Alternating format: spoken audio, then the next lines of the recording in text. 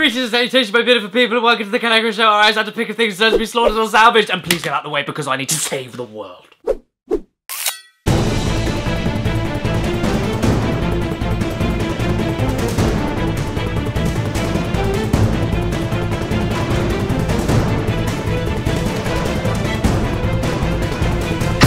It's a good thing I'm not an assassin, isn't it?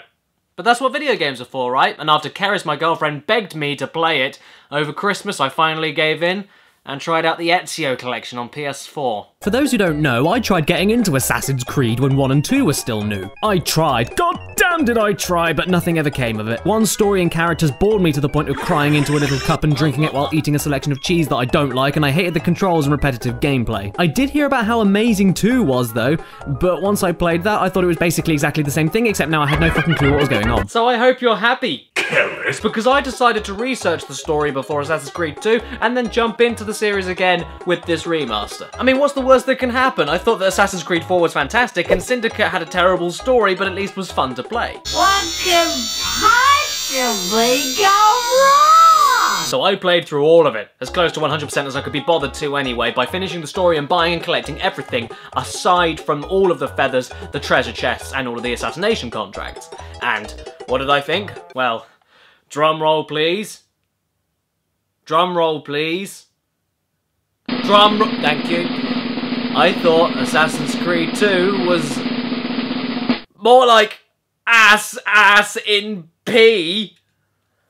Because it's like bum in a puddle of piss. I got you there, didn't I? No, I didn't think that at all. It was alright. I enjoyed it. Spoilers in the video of it will happen today if you please them. Spoilers in the video. Assassin's Creed 2 follows the story of Nathan Drake in his sleep. Desmond Miles, who was captured by an evil science place and forced to relive the memories of his ancestors in order to retrieve special information and Eden artifacts that could lead the company towards the direction of having someone else make dinner for them.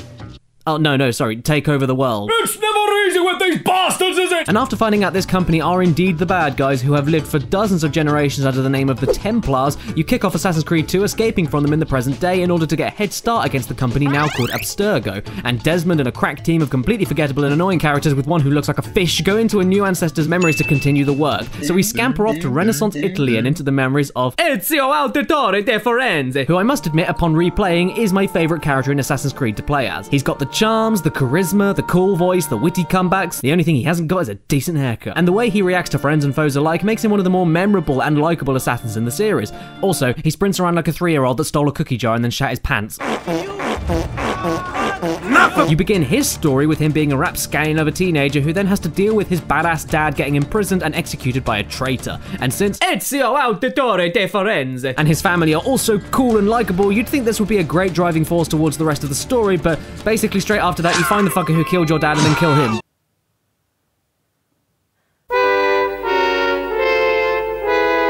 At this point, you're left with Ezio Auditore de Spaghetti. Finding out about the Templars who want to take over everything, discovering your dad was in cahoots with the rivaling good guy assassins, figuring out that the Templars want to open a special door and witness the arrival of a prophet, and then basically spending the next 30 years running around killing, and running around and killing every other random fucking person that you meet for a second and then kill within minutes in order to reach the main big bad guy called Rodrigo Borgia, who despite existing in real life is given nowhere near enough development or decent screen time for me to care at all. By the way, you run around and kill a lot, did I mention that? Sorry to skimp out on the details, but that's honestly how it feels to me. The intro to Ezio Auditore de Ferrero Rocher's life is a great setup, but as soon as Daddy's death is avenged, it all just kind of plummets into a boring mess if you ask me. And the only things that save it are the good guys like Leonardo da Vinci, who invents things for you and is just a cool friend to have, and the wise teachings of Uncle Mario Audi Jumpman de Mushroom Kingdom. It's a me, Mario! Yes, you just saw that, fucking seriously. But even he doesn't have as big or important of a role to be an amazing character and a true force in your quest, and the same can be said for the thieves in the late game. Cool characters, but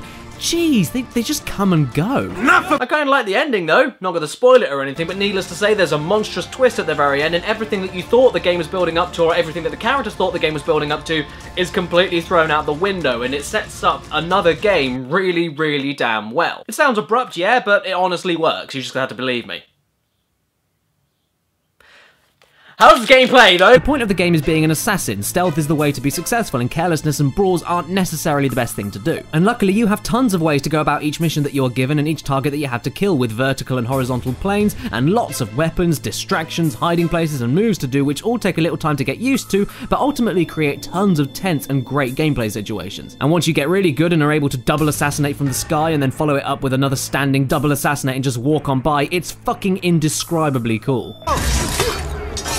The main problem with all of this, though, is that the controls, I'm sorry, I didn't think were that great. I mean, they're responsive, absolutely, and the game definitely works most of the time, but I finished the game nearly 100%, so I can say this with confidence, I feel. No matter how many hours of practice, there are only so many times you can be in a do-or-die chase situation when Ezio just decides to leap off whatever you're running across or run up an ungrabbable ledge when you're literally only holding one direction. You'll spring off of things at random, get stuck on ledges all the time, and even more times when you're trying to desperately climb and escape from a tricky situation, and you just make you... And I never ever had this problem in Syndicate or Black Flag, so what's going on here I have no clue. It's probably earlier game of the franchise syndrome, you know, it's a bit dated with a bit of cramped design that they haven't quite mastered yet. But needless to say, the free running here I have seen done way better even in first person games nowadays like Mirror's Edge, Catalyst and Dying Light, which just brings forward the clunkiness of this game even more than it might have stuck out at the time. But don't get me wrong, it does work. It's not like I couldn't finish the game or play it at all, it's just, it's nowhere near as good as people were telling me it was. It's not perfect free running mechanics. In fact, even I could do a better job, just you watch. I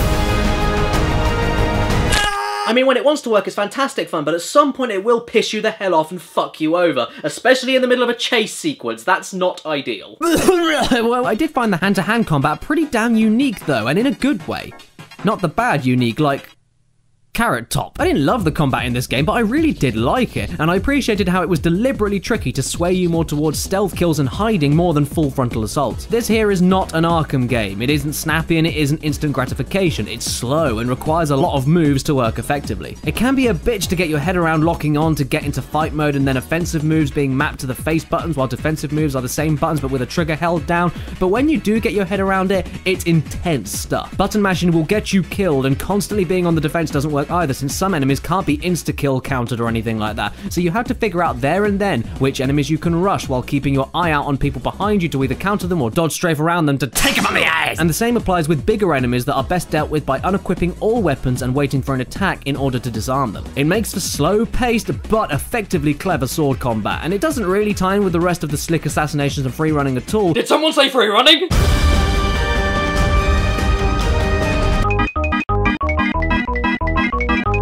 But as a mechanic on its own and a gameplay shift, I think it worked wonders. That's the thing though, I do have my issues with this game, but I still love elements of it. Investing into your home villa to earn more money in the background and give you shop discounts, running off towards hiding places and leaping into haystacks whenever you see pigeons, a really awesome detail that I really loved. Some of the missions being refreshingly difficult, Da Vinci and his inventions provide tons of different gameplay approaches, and of course, it's fun to play with the idiot AI whenever the game shits itself. That you! Got it!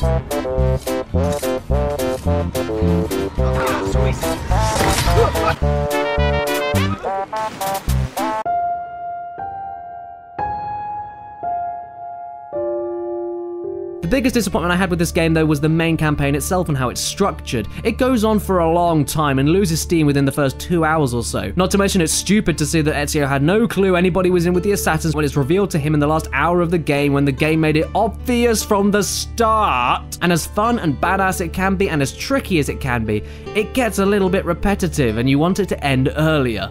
Luckily the optional content I found great, like searching around the gorgeously accurate cities with the brooding and great soundtrack and climbing to viewpoints to unlock more stuff, looking for the awesome marks which lead you to actually really damn good puzzles, unlocking yet another truth in the real world. Loved these. And even the assassin tombs you find hidden on the map, which combine stealth, chases, climbing, decent free running puzzles because of the space that you have, assassinations, sword fights and everything in order to unlock the best armor and weapons in the game. That shit was all brilliant and I wished it was more in the campaign instead of just optional. I mean, I could have missed all of this if I didn't care enough to try them out.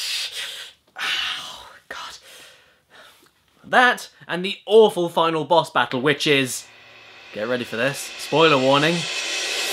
The fucking fist fight. And I already made a video about how limp, lifeless, and pathetic that whole part is, so bleh. What an epic way to end your game. Yes, Rodrigo, keep talking to me as I pummel your face, and it's almost like I can't beat you until you're actually done talking to me. I wouldn't mind if it felt a bit different from any other fist fight in the game, but there's just nothing here. I liked it now a lot more than I did when I first played it, for sure, but I think that as in P2, just about, by a margin, by a fraction, scrapes into the salvage.